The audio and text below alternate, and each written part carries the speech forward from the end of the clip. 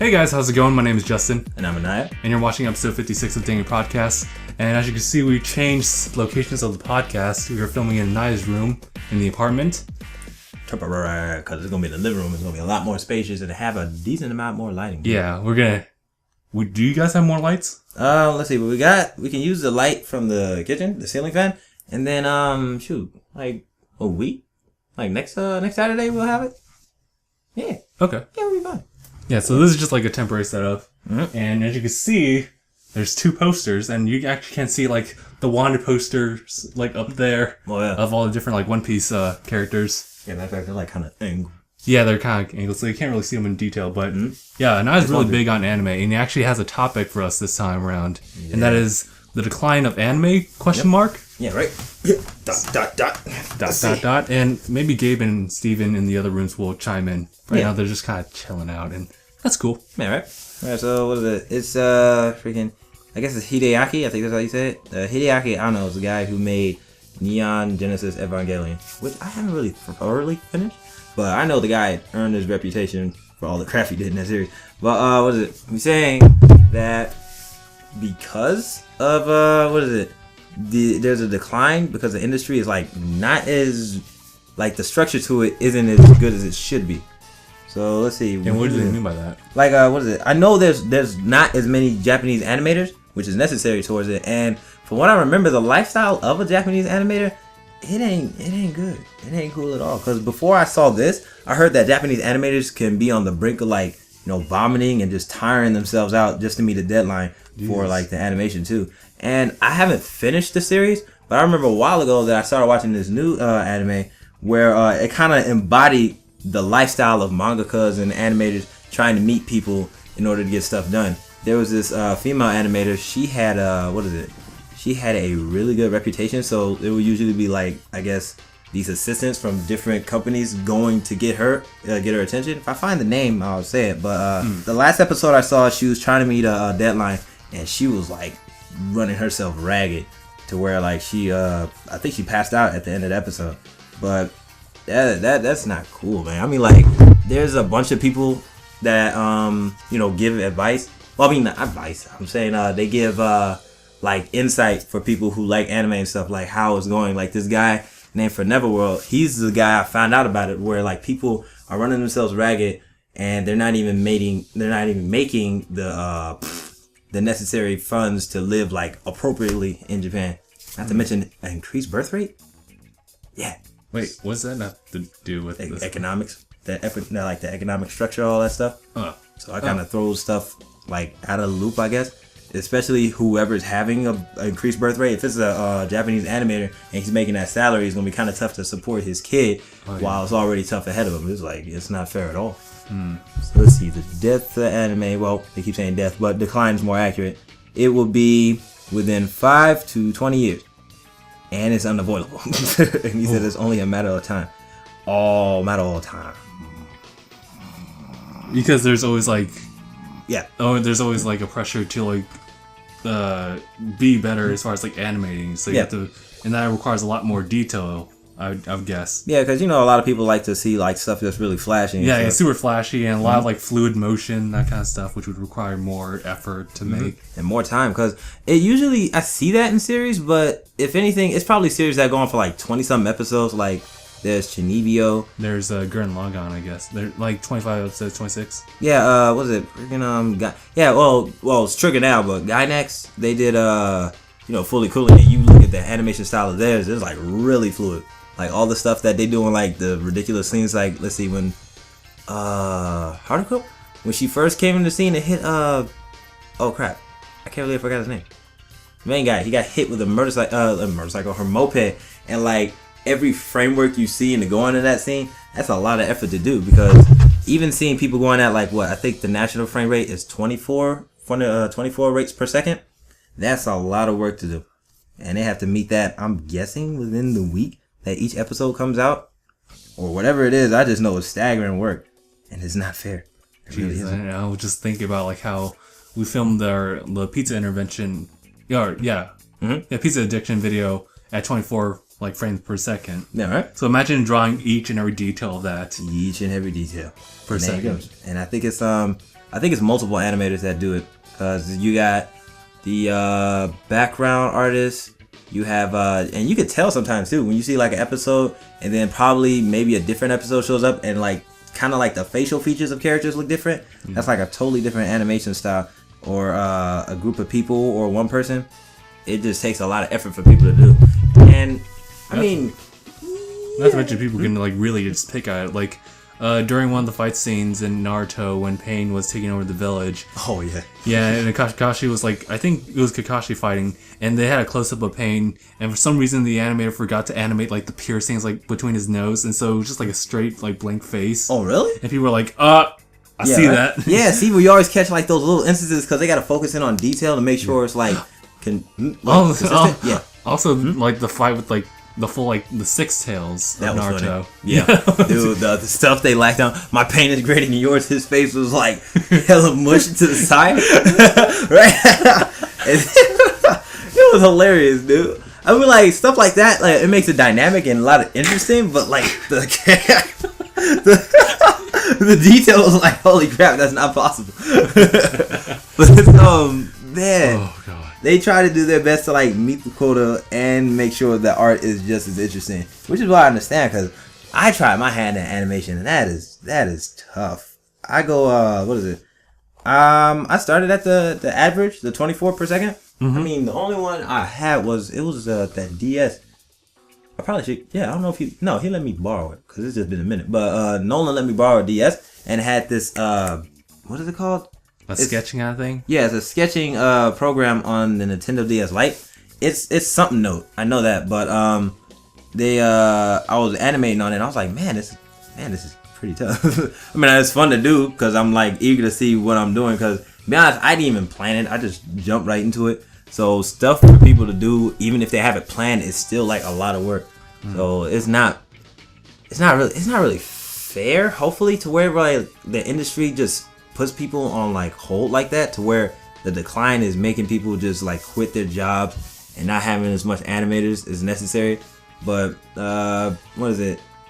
Ano said Taiwan. Yeah, Taiwan is the people who are gonna like, he feels as though it's gonna be the center, like where Japan was at, because a lot of people like anime and started getting into the culture of it.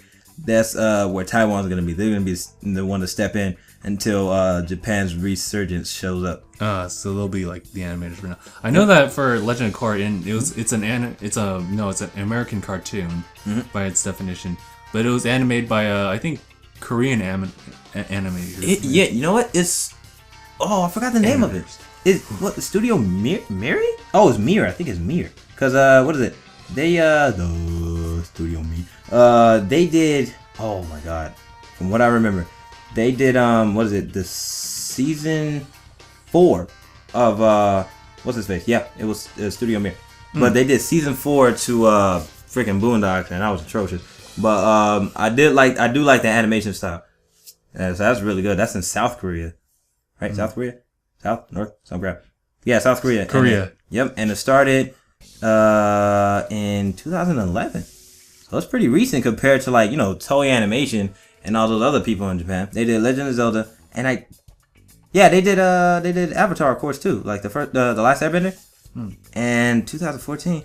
Oh, see some new stuff. See, this is stuff just showing that I wouldn't blame Ano for saying that the decline in Japan for the anime industry is going to decline, because DreamWorks and Studio Mir just concluded an agreement to co-produce 4 new animated series of 78 episodes each in 2014. So that could have been late 2014, which means it's being in the works right now. Imagine all that. It's gonna be awesome. But yeah, can't wait to see it. Let's see. Let's see. The next thing about it, the wait. Yeah, it's all about the wait, because I think people are concerned if they can wait for the resurgence of like the anime industry to pop back up in Japan, if they'll be, if they can tolerate it, because how fans get when they get so used to something and it goes on to decline. And they're like, what? I can't. Right? Well, I can't watch this now. I physically cannot. It's like, it's not even fair, because, man, you know how people trip when Twinkies go on a decline. But now they're back, though. Yep. Right, they're back. Yay! See? Everybody's gonna be happy. Anime's coming back. You gotta let them breathe. Motherfucker, damn. Because people got stuff they need and want to do. We need nourishment, like Toro's meat or something. We don't feed you that. We do. Right? We do it for you, you fucking assholes. That embodies, I bet, like, every freaking animator how they feel right now. We do it for you. You don't freaking make this anime, we do. Just give us a break. Yeah. I hope they do get a break, because, man, I do plan to have, like, a series. I really do. At least, like, one. But I would not want workers to be killing themselves just to meet a freaking quota. Yeah. Or make it like a 700 chapter, like, series. Yeah, right. Oh, jeez. Man, you know what? I always wondered about that, because another thing that goes with animation, like when it goes to the consistency of what they're like adapting, because when they say adaptation, it's basically just putting characters that are on like a comic or a manga into the animation scene, and I really want everything to be like consistent with the story. Cause like we were talking about that when we were watching like the abridged, like the stuff. Dragon Ball Z. Yep, what was happening in the second one where Cooler showed up? Mm-hmm. None of that made sense. None of it. Like literally none of it. Even Kaiser Neko, the guy who did the video for it, like he did all the editing. He was like, "Fuck this movie." Like none of this plot made sense. Not to mention that reference to Star Wars, the Spaghetti Star. Oh, you don't say. A big cancerous looking machine on a planet. Oh. Other than the weight, I think the resurgence will be a good thing, because I don't know if it's me, but I feel like a lot of certain like genres of anime are like constantly repeating. Like one of the biggest things I feel is that's currently turning up is like more the fantasy MMO style. Yeah. Oh, what's that series? I mean, it was Sword Art Online's like one of the more popular ones, like popping up right now. And then the one I'm watching now, which I love, is like DangIT, or otherwise known as like it's a mouthful. Like do you think it's wrong to pick up girls in the dungeon? Yeah, something. It's a white-haired dude, right? Yeah. Yep. I really saw that. Yeah, it was funny because the first time we saw it was at Barnes and Nobles. It was a manga. I was like, "What the heck is this?" And then I was like, "Why does this look so from?" Oh, it's the book. It's all in the book. Oh, it got adapted already. I mean, like I don't know how old the manga is, but it might have been out for a minute because like I know the manga's just like slightly behind the light novels, and so as far as like the material, the animation for it will be like, you know, I think it will just be aligned and won't go like the Akame Got Killed kind of path where it just like really tries to bridge it down and try to make their own kind of ending to it. Oh yeah, I remember that because Akame Got Killed, everybody's deaths were different in the manga. Yeah. Well, I wouldn't say everybody, but it was just like, you know, slightly different or like timed a different way or something. Yeah. But for whatever reason, it just felt like the animators were like, yeah, I'm gonna do what I feel like. Yeah. That's another thing, consistency, because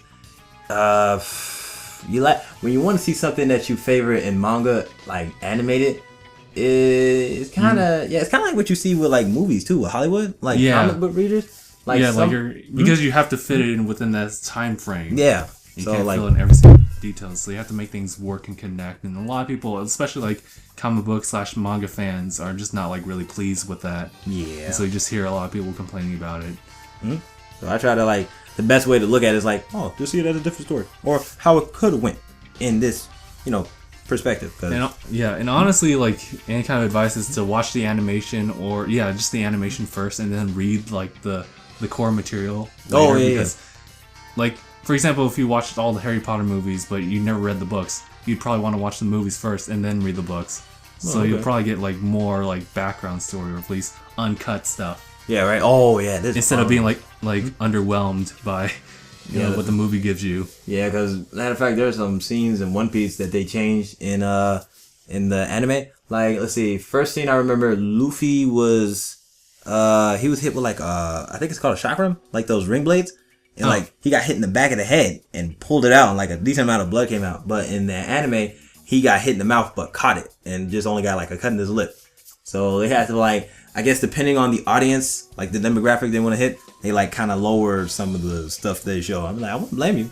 I mean, like, damn, that was a back of the head. Yeah, man, gotta watch it. I hope this resurgent gives them the feedback. I mean, well, Tokyo Ghoul. Oh yeah, you know what? I heard there was a what the fuck type of ending to it. I didn't finish it. Yeah, like at a certain point, like Kaneki the main protagonist, goes through like this change, and that's when they stopped the animation process and like stopped it for a good while, and then they brought it back. But then the very first episode, like goes you off a branch path. Then it's kind of like it's a what if kind of situation where you have the manga that goes through this true route and like the alternative route is like the animated series, and they ended it abruptly again. Abruptly again? How many episodes was it? I don't even remember, but yeah, I remember reading the manga in depth, and they really changed it a lot, and they tried to make it work. So it's kind of like those kind of theories where like if you go back in time, you'll try to change something, but it tries to stay on the true course. It's kind of like that. Yeah. So things happen differently, but it still like stays true to that one course. Yeah, isn't that was that the butterfly effect or something? Maybe. Oh, next thing. Well, man, I do like Studio Mir. Like if I had to, I know a decent amount of the companies. Like there's, I haven't seen them in a while. I don't know. There's this animation company in Japan called Artland. And I think it was Artland. They did Katekyo Hitman Reborn. It wasn't bad. I didn't like it, but I haven't seen anything recently. But what's their face? When it goes to animation companies that I really admire, it would be Kyoto Animation, Toei Animation, because they did, Dragon Ball Z, One Piece, and Toriko. Toriko I didn't really watch that much, but it wasn't bad. Oh, and Period, they did Bleach and Naruto. Oh yeah, and they did Tokyo Ghoul too. I forgot. Man, see, there's like a lot of reputable people in these companies, but for whatever reason, they're still in a decline. So hopefully they change the model of how they get people to work. I think that's how he said it. I think he said model, but hopefully they change it soon. Cause damn, you know how many people are gonna flip out if they don't get the next like Naruto episode or something. It might be filler. I feel like a way to like really just spread awareness is that people knew about the lifestyle of like an animator. Yeah. See, you know what? Or the manga's artist, really. Yeah, right. Cause Oda's a workaholic. Swear to God. Cause matter of fact, we're not getting a chapter the upcoming week, but he usually works a lot. Like I think it might have been a joke, even if it was like more accurate. I forgot which volume it was, but he gives like an idea to people about his work schedule, and a lot of work. Is ridiculous, dude. Fans gotta calm down. Well, I guess it's like if you don't know about like their lifestyle, then you won't really, know any better. Yeah. Like I just sit down and like wait, like Wednesday. This is when the next Naruto game chapter comes out, and I just wait for it. And it's like it's not out yet. What's going on? I need this. Yeah, right? I physically cannot. Right? I physically cannot. Man, it's a trip. I do got an idea though, cause I'm waiting for this when we go Anime Expo. Oh, speaking of which, he's been planning out Anime Expo, and I just decided to, jump in bandwagon. Sure. But the next thing is there's a lot of panels. So and that's another thing too. I hope nobody does this, cause some people try to be slick. And kind of like give their, I'm an artist too, can you give it a look type shit. I'm like, that is not what this Q&A is for. I hope somebody recorded it, because I went to a One Piece panel and somebody tried to do that. It's like, no, can you ask questions about the series? And then I swear to God, he asked a question that was already answered. So he was just bullshitting. Like, I mean, I guess you can imagine that from like content creator standpoint, from like YouTube, where they want to really become big, like I want to be able to make videos for a living, therefore I need to spread out like the awareness of this channel, and such. And so it is really tempting just to like, if anything, like subliminal message someone by just like even mentioning once. And Maserati. Well, no, I think I'm doing that with like comments. Like I don't really, like, honestly, you can read my comments and like be like, oh, okay. Yeah. But then some people might be like, oh, I'm actually kind of curious, so I'll check out the channel. But I'm not like straight up like asking people, hey, go check out my channel. Yeah, it's not anymore. I got you. Because you gotta have relevancy. Because a lot of stuff in entertainment, you got to be relevant. Cause what's his face? Even though he's a freaking idiot right now to me, Kanye West brought that up like a while ago in a interview with Sway, and he was talking about relevancy, because if you lose relevancy, you got like no chance of getting your product out to get bought or get recognized.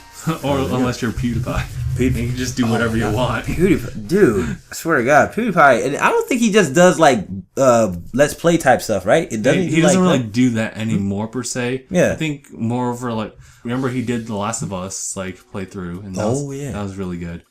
And oh shit, he played Corpse Party. Oh my God, I forgot about that. Oh yeah, that is so. I remember watching that. Yeah, that's oh my God. Oh yeah, but yeah, go ahead. I didn't watch the anime for that. I saw a little bit, like almost every death of all the characters. Oh, God, it was so brutal. It was depressing. Oh my God, I was depressed. That show really depressed me.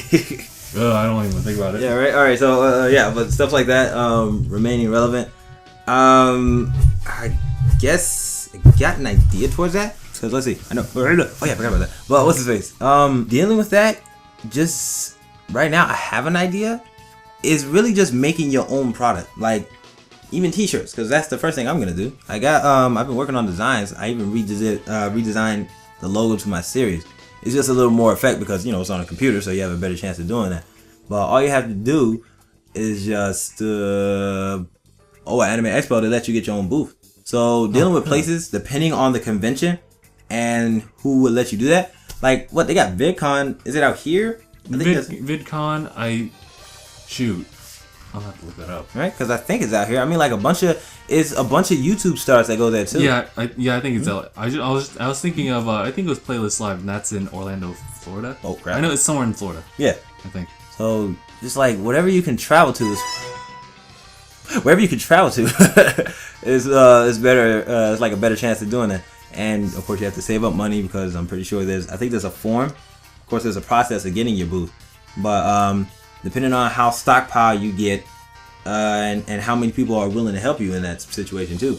As long as you got like a decent team, you could do a lot more than just by yourself. Because by yourself is, I mean, you could get somewhere, but it's better to have a team. Let's see, is it VidCon? Yeah, VidCon is in this area. Yeah, it's in California, and Playlist Live is indeed in Orlando, Florida. So wait, when is VidCon usually?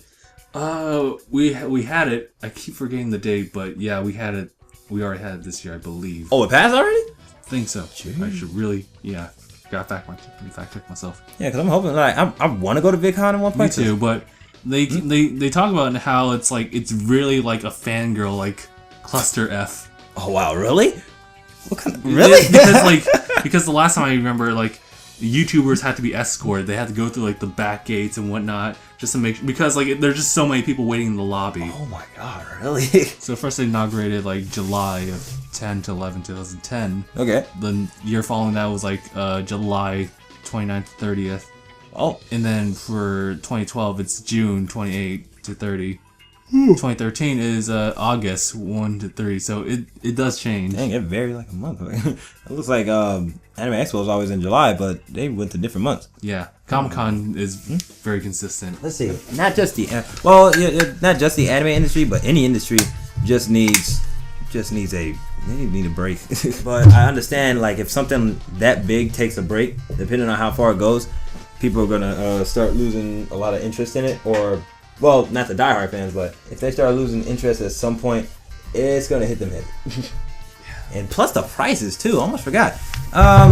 For this guy named Neverworld, the guy, he said like, what? I don't know how much it was. I'm trying to remember how much it cost me for like Comic-Con.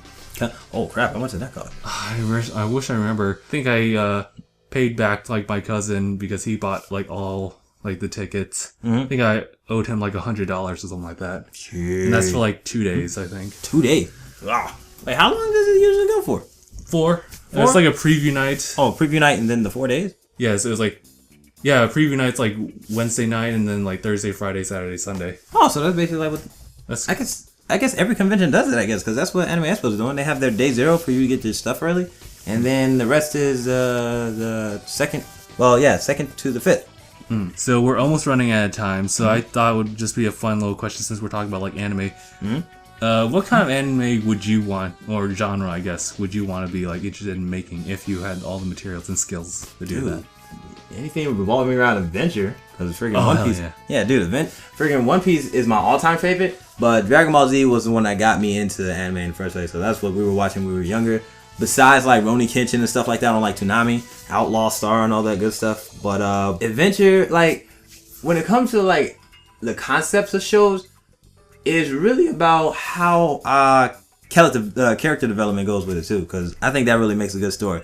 And then when it goes to like making like comic relief, it kind of takes the stress off of like those really dramatic parts of the story.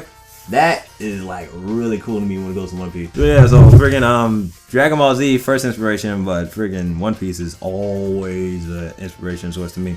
But I want to make sure comedy is a big thing too, because I could make a serious story, but I want people to laugh. Come on now. Yeah. I'm drawing shit. I have the potential to make like ridiculous faces, so it's better to make humor out of it. That's funny. But yeah. Wait, what about you? What would you have as a city? I like that sense of adventure too, but I also like the fantasy aspect and like RPG kind of like things, but not in a way that like it's like Sword Art Online where it's like it's known that it's like an outside, like in a context of like video games and stuff. It's just like it's just like already part of like real life. Like oh yeah, right. Like, that's like how DanMachi is really like it's all real life kind of situations. It just so happens that you have like numbers like stats and whatnot on your back. Oh yeah, that's cool as hell. So something like that. But the thing is with DanMachi and Sword Art that are very common is that they have like this tower that they ascend, like different levels, floor bosses and whatnot. But I kind of want like that adventure aspect. Oh yeah. Yeah, where you travel to different towns and Get shit done. maybe dungeons. Yeah, right. And then you meet more comrades, because that's always cool. Especially when an enemy becomes a comrade. Oh yeah. Yeah.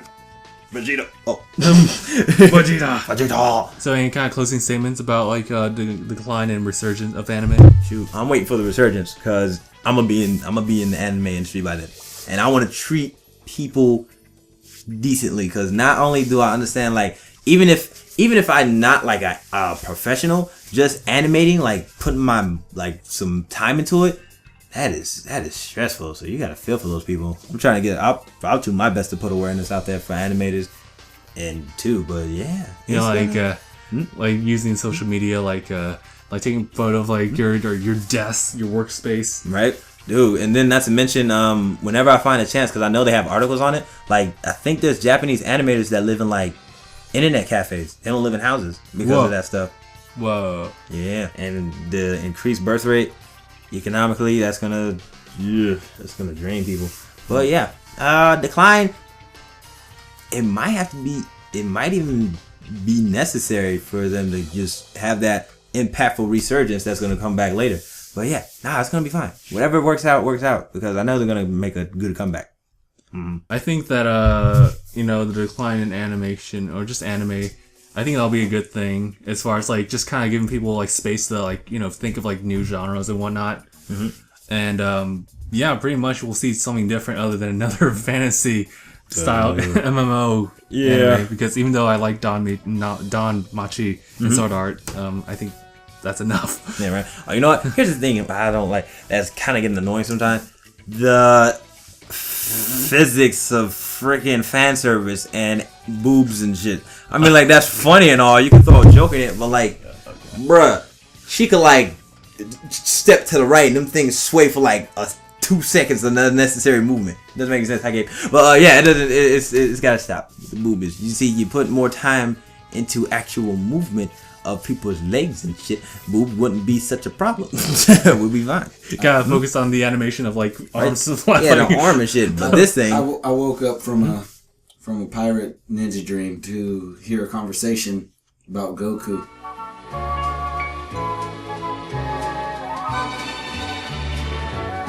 All right, hold on. Oh yeah, wait, hold on. So I think we're good on this episode 56 of DangIT Prodcast. My name is Justin. I'm Aniyah. I'm Gabe. And thanks for watching. Right. Jeez, that was a pretty good talk. I mean, right. Cause man, now that I think about it, I got a lot. I always wanted to ask an animator a question, cause the lifestyle of Japanese animators. Yeah, I kept hearing that. Yeah, right.